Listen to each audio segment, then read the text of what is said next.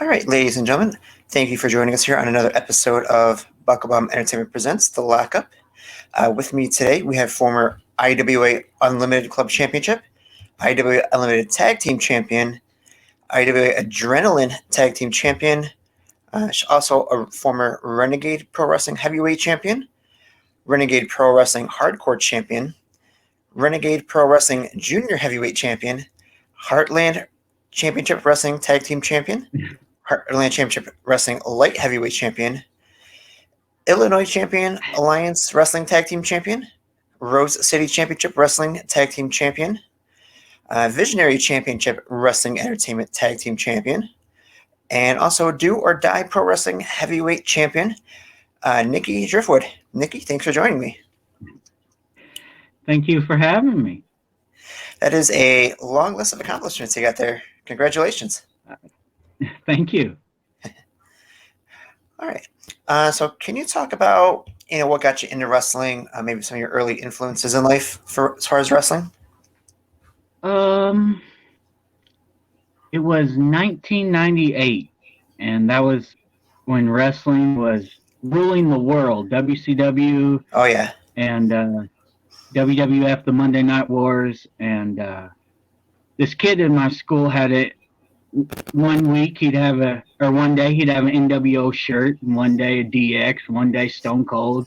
I was like, those are cool shirts. What are they? And he's like, oh, it's on Monday night and blah, blah, blah. So I tuned in, and I saw Owen Hart and Ken Shamrock fighting, and I was hooked. Which did you like more back then? Did you like WCW or were you more of WWF? More WCW. Mm-hmm. Yeah. Who were some of your favorite early wrestlers then? When you first got into it.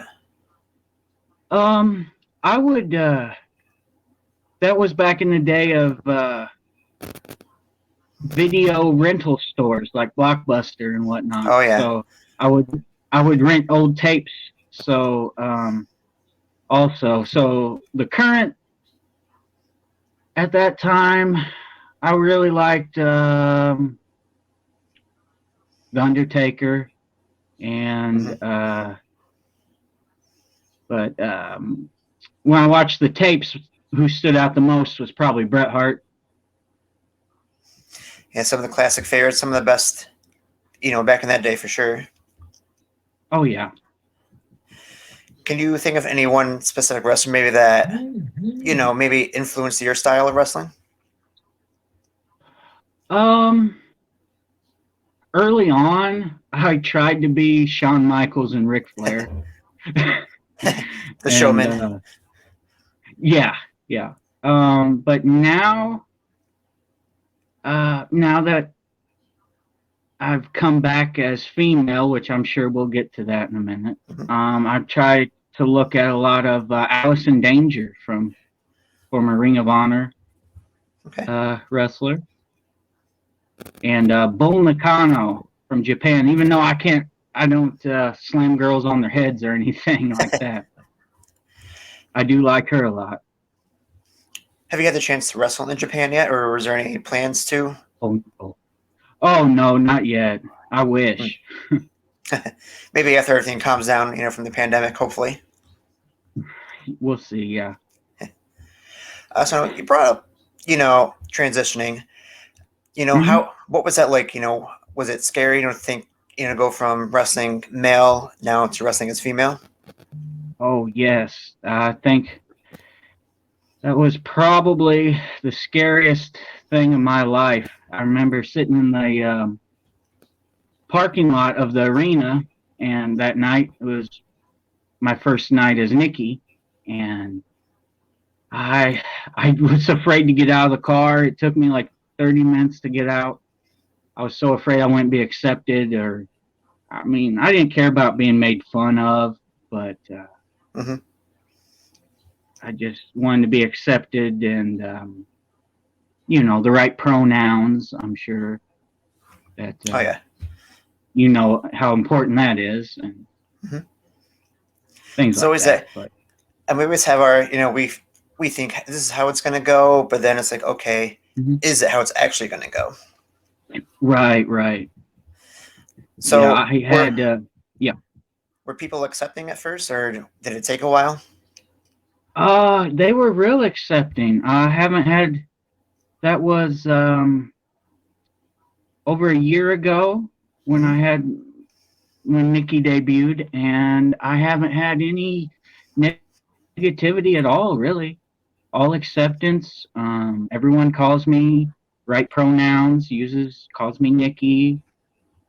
It's good I to hear. wrestle girls mainly now, so yeah. Promoters treat me equal, so Yeah, 'cause pretty I think cool. we think of what the culture was back when we were growing up watching, completely different to what it Right, is now. And back then, it probably exactly. would have been a lot harder, I would imagine. Oh, I'm sure, yeah.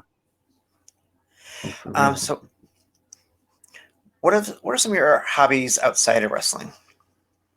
Um, I like to write stories and poetry. I like anime and Hmm. horror movies and comic books. Just a big nerd. Nice. Hey, I can relate. Um, so do you think the liking of superheroes, do you think that translates into the love of wrestling? I think so. I think like you think of like Ultimate Warrior. He was like straight out of a comic book. Oh yeah, And between him and like Hogan back then. yeah. Oh yeah, it was like Hmm. wrestling's like a comic book come to life in a way, I think. Yeah, 'cause I know I started watching probably when I was about 7 or 8, roughly. And when Hmm. you're that young, you see these guys they pretty much look like comic book heroes back then. Oh yeah. Oh yeah. Um, Now you talk about you love horror and anime. What are some of your favorite horror movies or horror stories? Who do you like? Um I like all of Rob Zombie's stuff. Um the whole Halloween series, Hmm. Friday the 13th series, Texas Chainsaw, all the classics, really. Going back to superhero stuff a little bit, if you could have one Yeah. superpower, what are you taking? Oh, I have no idea. Uh, gosh. Wow, I don't know. See, for me, it was always shape shifting, so you can transform to Mm, anything or anyone that you want. Simple as that. right, right. Yeah, I probably would have said that a few years ago. Yeah. Yeah. So now let's talk about future going forward. Mhm. I know it's kind of hard right now in the indie scene, getting bookings and stuff. Um, in the future, Right. though, where do you hope to wrestle? Anywhere specifically, or Uh, I, I mean, of course, most people's goal would be WWE or hmm. NXT or uh, AEW, ROH, places like that. I mean, that would be nice, but I'm just trying to Right live it day by day and go with the flow. now? Do you have any events coming up where people may be able to check you out, online, or where can they Mhm. find you? I got a YouTube channel. It's Okay, just Nikki Driftwood on YouTube. and of course, we'll share the Most links in our description of the videos and stuff too, so people can find you. okay, okay. Most of my shows lately are closed tapings for YouTube due to the virus, so can't really Right. advertise them. Yeah, I found a lot of stuff like on IWTV. It's a lot of closed sets, and if Right. there's an audience, it's just the wrestlers that are there that day wrestling. Yep. Pretty much. Mhm. So the last part of our interview here is kind of a little rapid fire game we like to play. I'll ask a Okay. couple wrestling questions, some non wrestling, just wherever the first thing that comes to mind. That's your answer. Okay. So, what do you think is the best wrestling rivalry of all time? Uh,